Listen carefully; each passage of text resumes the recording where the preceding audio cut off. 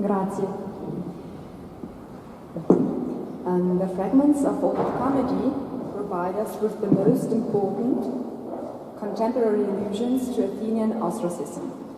Plato's play with the title Symmachia is even said to have prominently featured the ostracism of Hyperbolos in the year 417, 416, or 515 BCE.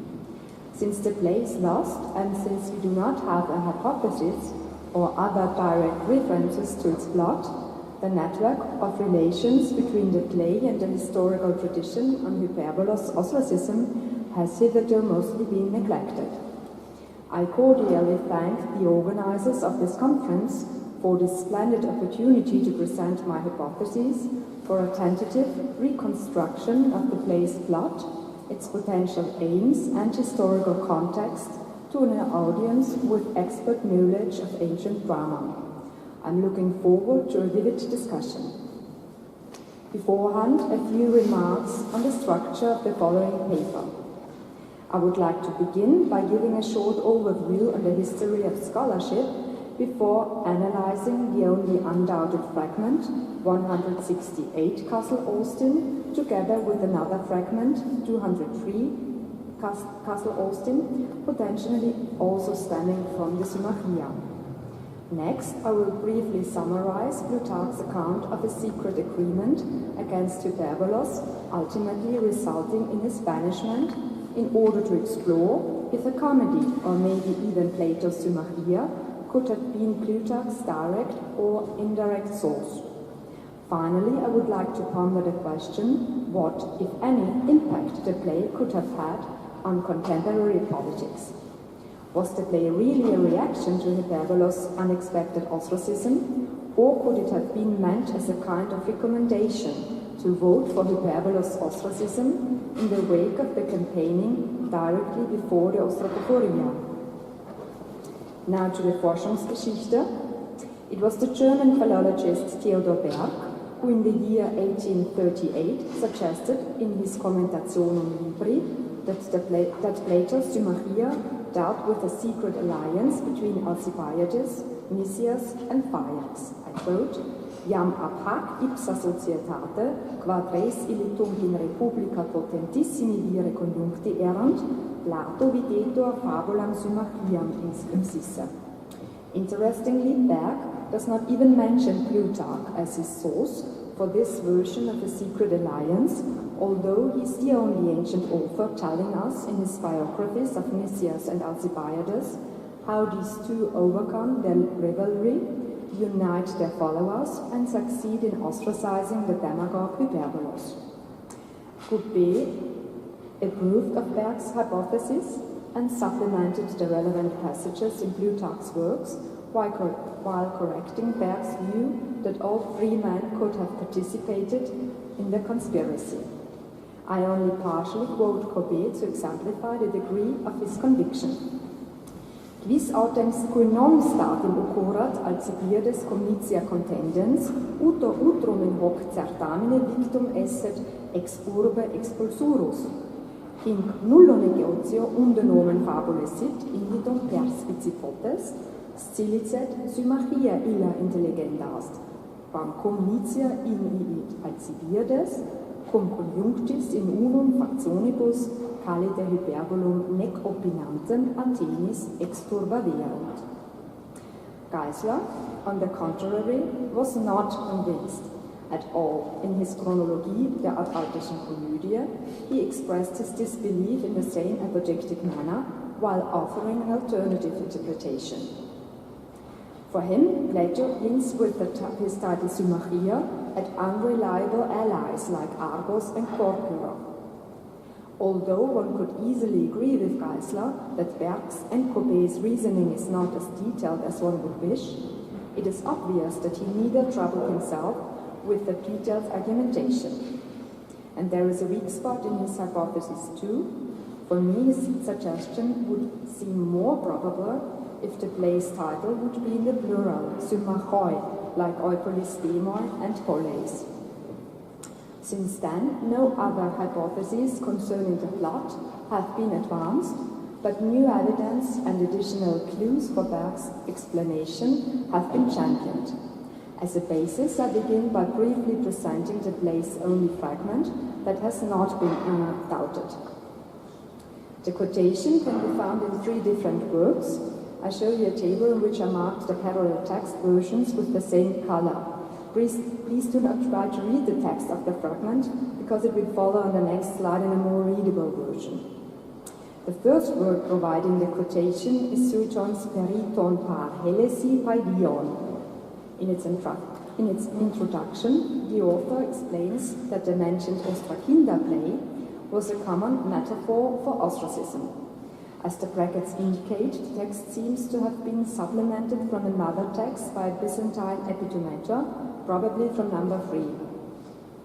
Another version of the fragment is quoted by Hermeias in his 5th century commentary to Plato's Phaedrus, this time the philosopher of course, in order to explain the wording ostraco metapesontos. Hermeias explicitly mentions Plato's play Symmachia as the source of these verses. Afterwards, he thoroughly explains the Ostrakinder play's nature. Thirdly, Eustathius also quotes this fragment in his 12th century commentary on Homer's Iliad. The extensive parallels with number 1 point to the conclusion that this text was the source for number 1.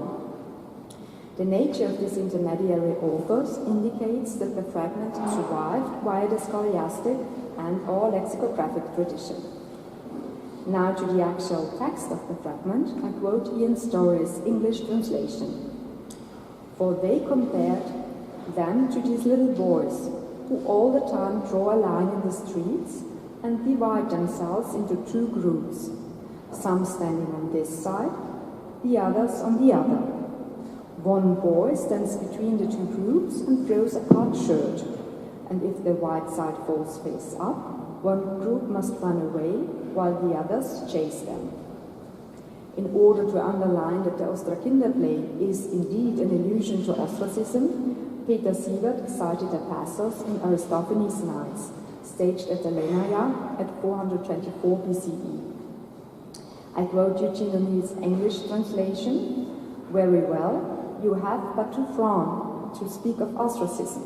In the Greek version it is Ostrakinder, and they will rush at night to these bucklers, take them down and seize our granaries. In these verses, the reference to ostracism is more than clear and was never disputed. This lends credence to the belief, primarily advocated by the scholiasts, that the Ostrakinder play was a fairly common metaphor for ostracism in Old Comedy and beyond. Peter Bicknell has established an interesting connection to an additional remark on an ostrakon from the Karameikos from 471 BCE, calling Agasias a donkey. We know from a passage in Pollock's Onomastikon that the loser of the Ostrakinder play was labeled as donkey, because as a punishment for being caught, he had to carry the victors on his back. Therefore, a good argument can be made that this is why the writer of the remark on the ostrakon called his chosen candidate donkey, and that the Ostrakinder play was even then a widespread comic cipher for ostracism. There can be no doubt that the comparison in the Plato fragment is directed at ostracism, the kernel being the ambiguity of the verb folgehen, which can mean fleeing but also being banished. But from identifying the point of reference of one single fragment to reconstructing the plot of the whole play, it is a long way.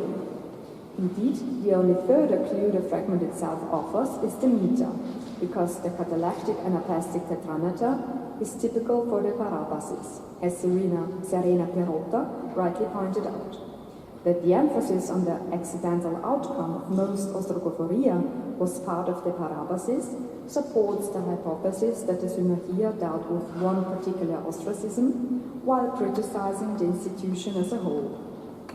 Another fragment that Berg assigned to the Symmachia deals with the Hyperbolos ostracism. I quote Ian Story's translation, "What's happened to him suits its character, but not his brand marks, for it was not for men such as he that ostracism was instituted." This fragment survives only as a quotation in Plutarch's biographies. He cites it in his Alcibiades as well as in his Nicias. Tempus fugit, so I confine myself to a short outline of Plutarch's account. There was a strong rivalry between Alcibiades and Nicias and Phaeax in Athens. In the Nicias, the strife is characterized as a fight of the bellicose youngsters against the peace-loving older generation. The demagogue Hyperbolos, a favorite butt of comedy, persuades the demos to hold an ostracophoria in the Alcibiades. In the Nicias, he only agitates against both, but the ostracophoria is the demos' own idea to settle the dispute.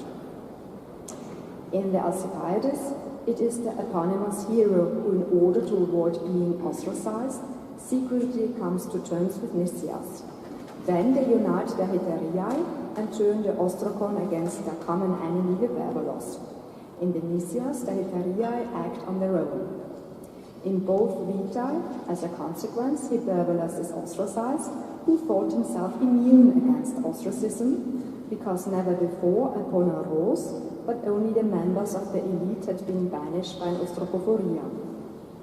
In order to underline Hyperbolos' unworthiness, Plutarch quotes the already mentioned verses from an unspecified play by Plato. In the Alcibiades, the Plato fragment is embedded in the following way. I quote the English translation by Bernadette Perrin. For no worthless or disreputable fellow had ever before fallen under this condemnation of ostracism, as Plato the comic poet has somewhere said in speaking of Hyperbolos. As in most cases, Plutarch does not specify from which play the verses are taken, but uses the indefinite who. At first glance, this would seem as a clue that Plutarch did not know the play himself and depended on a Commodumnoi commentary or some other compilation.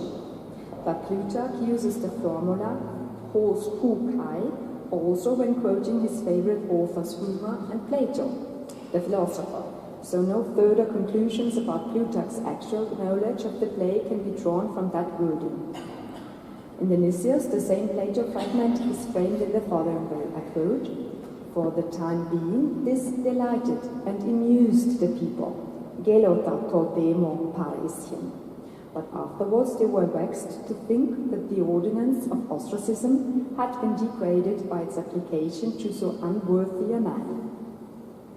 While the introduction of the quotation is identical, the next sentence seems to be a summary of the play's plot.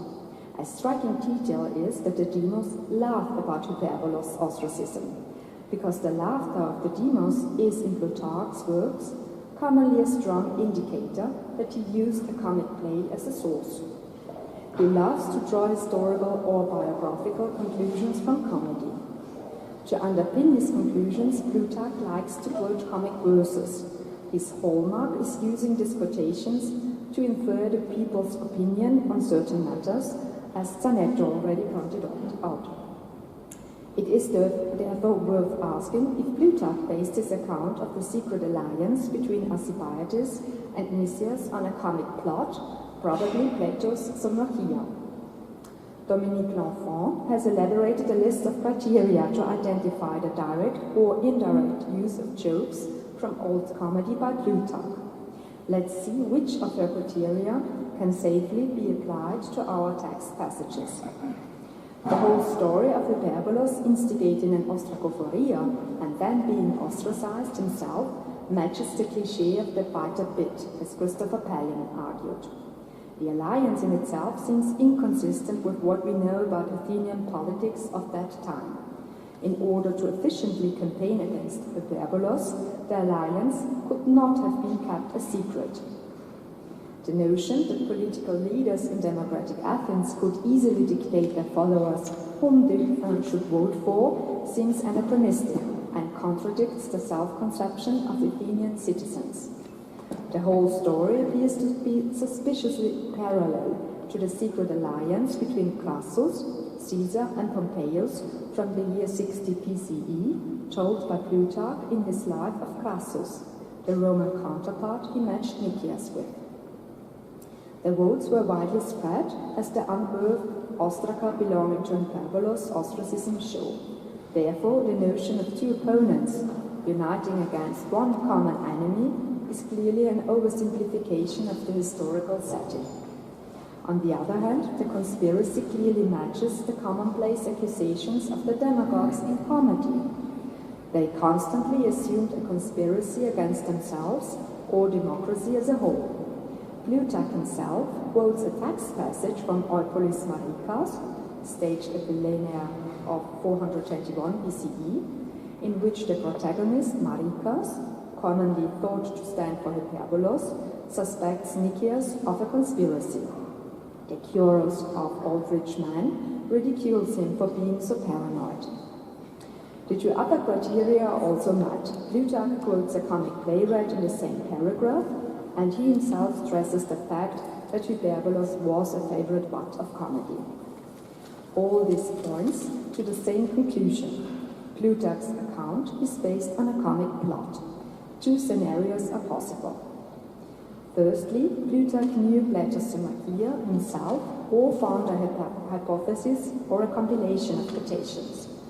Since his friend Epiphanes from Posias ad Hypium wrote a work peri lexion atikon kai komikon kai tragikon, Plutarch can be expected to have good access to comic plays and fragments even when he was not in Athens. Secondly, Plutarch depends on another source who had extensively used old comedy. Theopompus and his excursus on the demagogues comes into mind. Although Plutarch never explicitly names him as a source, it is fairly obvious that he used his works extensively. One instructive example might suffice. In his Nicias, as well as his Politica Parangelmata, Plutarch tells a funny story about Cleon's bold treatment of the ecclesia. Again, we notice that the Athenians are said to have laughed out loudly. Tous Athenaius gelasantos. In the Moralia, they even laughed and clapped their hands for joy. The same anecdote is told by a scholiast of Lucian, who names Theopompus as his source. It is clear that Theopompus used a joke from old comedy, and Robertson even succeeded in restoring the verses from Plutarch's quotation. That Plutarch seems to be aware of the comic background is indicated by his emphasis on the people's laughter. So maybe Theopompus already quoted the comic verses, or Plutarch himself combined Theopompus' account with comic quotations.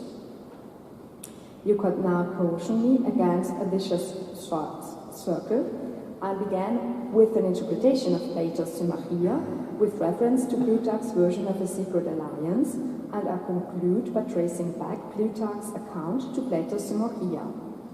Usually I would agree with you, but the title Symmachia is suggestive, and I therefore judge my hypothesis to be worth thinking about. Due to the different versions Plutarch presents in his biographies, it is difficult to trace down the particular elements he took from comedy. These seem nevertheless obvious. The secret alliance and Alcibiades' role in it seem to be promising candidates. Hyperbolos campaigning to hold an ostracophoria and his astonishment about the outcome of the ostracism also seem highly consistent with the comic plot. In reality, he couldn't have been that naive. As a consequence, at least these elements should not be treated as historical facts anymore. To conclude, I would like to briefly think about the context of the Symmachia. 3 scenarios are possible. The play could have been performed shortly before the Epicharatonia, in which the Athenians voted whether to hold an ostracophoria. Plato's play would then have been a direct answer to Hyperbolos' agitations for an ostracophoria. He would have wanted to show that Hyperbolos himself was insecure and that ostracism was not accurate, its outcome purely accidental, and Alcibiades a dangerous schemer. Secondly, the play could have been staged after the Epicharatonia, when it was clear that an ostracophoria would be held. Plato's aim could then have been to agitate against Hyperbolos and to recommand his banishment. This would have worked like a kind of self-fulfilling prophecy. Thirdly, according to the communist opinion, the play was a reaction to the ostracism of Hyperbolos. If the play was staged more than half a year after Hyperbolos' banishment, then Athens could have already been in the middle of the preparations for the Sicilian expedition. Plato's play would then have been directed not against Hyperbolos, but against Alcibiades, who had managed not to get ostracized, although he was the obvious candidate. From his strategy in 419 BCE onward, he was a prominent figure on the political and the comic stage. After Hyperbolos' ostracism, he must therefore have been a more interesting comic target for Plato, because his star was just rising. Plutarch was not aware of the complexities of the play's historical context. He just used it, or fragments of it, to adorn his account of Hyperbolos' ostracism. Ultimately, it depends on what stance one takes on the role of old comedy played in Athenian society to decide for one of the mentioned scenarios. I thank you for your attention.